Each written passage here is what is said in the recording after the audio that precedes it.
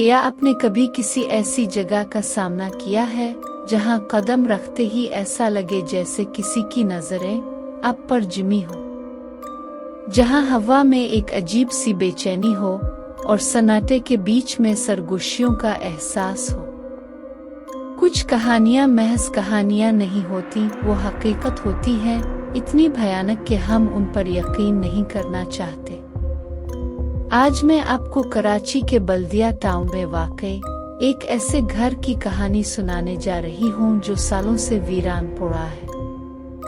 उस घर में जो भी गया कुछ ना कुछ ऐसा जरूर हुआ जिसने इसकी जिंदगी बदल कर रख दी। अस्सलाम अलैकुम, मेरा नाम फाइजा है और मैं आपको अपनी जिंदगी का वो वाक़या सुनाने जा रही हूँ जो आज भी मुझे रातों को सोने नहीं देता।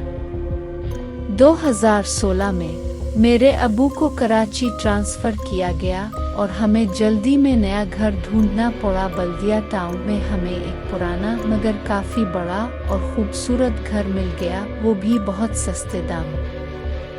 हमें लगा कि हम बहुत खुश नसीब हैं, मगर हम गलत थे। जिस दिन हम इस घर में दाखिल हुए एक अजीब सी खामोशी ने हमें घेर लिया।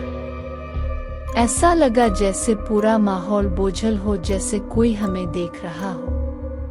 पहले चंद दिन सब कुछ ठीक लगा, मगर फिर घर में अजीब व गरीब वाक़यात होने लगे। सबसे पहले मेरी छोटी बहन ज़ैनब ने कहा कि रात को किसी औरत के रोने की आवाज़ आती है। हमने मजाक समझा, मगर फिर मैंने खुद उन आवाज़ों को सुनना शुरू कर दिया। आधी रात को घर के किसी कोने से हल्की हल्की सिसकियां आती, जैसे कोई दिल गिरफ्तार होकर रो रहा हो। मगर जब मैं जाकर देखती तो कुछ भी ना होता। एक रात जब मैं अपने कमरे में सो रही थी तो मुझे लगा जैसे कोई मेरे बिस्तर के पास खड़ा है।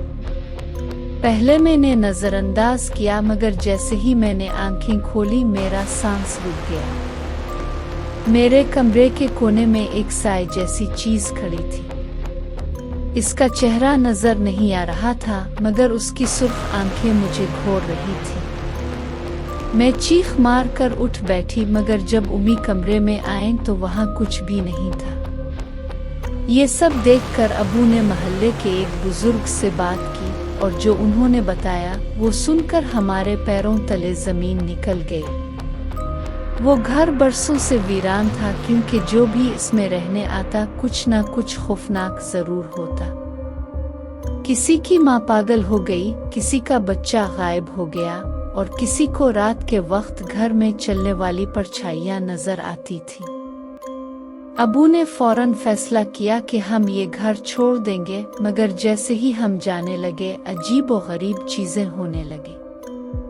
दरवाजे खुद ब खुद बंद होने लगे, फर्श पर जैसे किसी के भारी कदमों की आवाजें गूंजने लगे और घर की तमाम बत्तियां एक साथ बंद हो गई। मैंने खिड़की से बाहर देखा तो वही साए जैसी चीज दरख्त के नीचे खड़ी थी। इसकी आंखें दहक रही थीं और मुझे ऐसा लगा जैसे वो मुझे रोकना चाहती हो।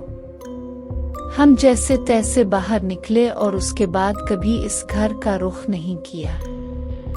मगर आज भी जब मैं कराची जाती हूँ और बल्दिया टाउन के इस इलाके से गुजरती हूँ तो लगता है जैसे वो घर मुझे अब भी बुला रहा हो।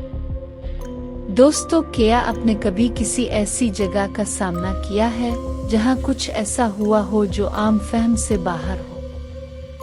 क्या वाकई कुछ घरों में ऐसी ताकतें होती हैं जो हमें देख रही होती है?